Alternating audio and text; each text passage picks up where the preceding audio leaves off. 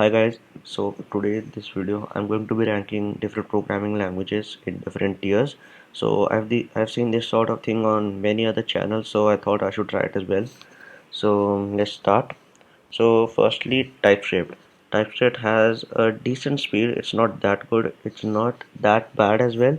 Its syntax is really nice, and it has many applications like web applications, mobile apps, desktop apps as well, and also command line interfaces.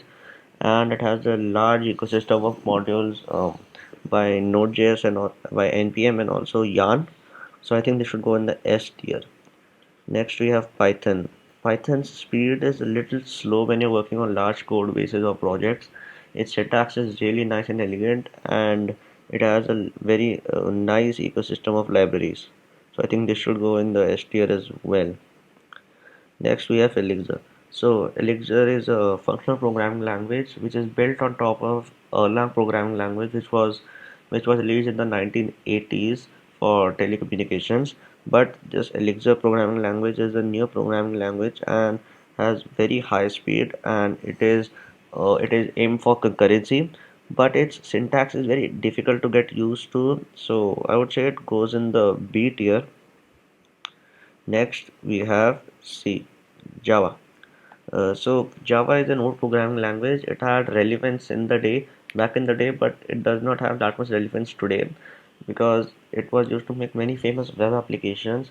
But now even Google has shifted their focus from Java to Kotlin for Android development, but still it should be in the B tier. Its speed is also not that nice. Next we have C. So the speed of C is very fast. It's one of the fastest languages ever, but its syntax is really bad and it doesn't have that many libraries or applications. Well, it has many libraries or applications, but it's really hard to install them and configure them to your package or your project. So I think they should go in the D tier. Now, C++ is a very widely used programming language when you need high speeds and you want to build web applications which have to do many operations at once.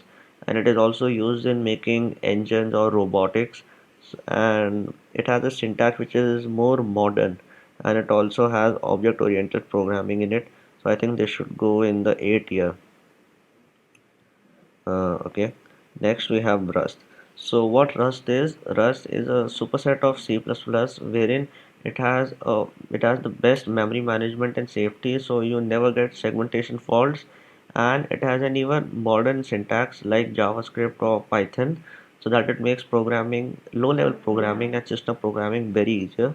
So I think this should be in the S tier. So Go is very similar to Rust, but the thing is Go is just a superset of C. That is, it is just C with a little bit of syntactical sugar. Otherwise, it's very similar to C, but still it's very fast and very nice to build, real-time web servers. So I think they should go in the A tier. Next we have PHP. PHP is a very nice programming language. It can be used to build web applications, but it's not that well respected in the programming community.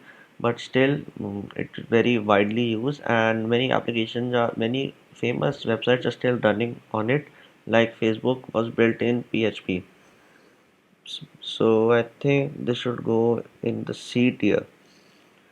Next we have Ruby. Ruby is a programming language which is built for a nice developer experience. It has sacrificed speed for a nice developer experience, and it has a really nice module system with gem that allows to easily configure and set packages. Its syntax is very similar to Elixir, but sometimes it becomes a little confusing. But it has a framework called Ruby on Rails, which is built on top of Ruby, which is a really nice framework and can help you get set up with dynamic web applications in just a few minutes.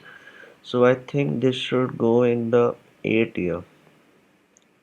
Yeah, so guys, this is the final ranking of the programming languages. If you would have ranked them differently, please let me know in the comments below.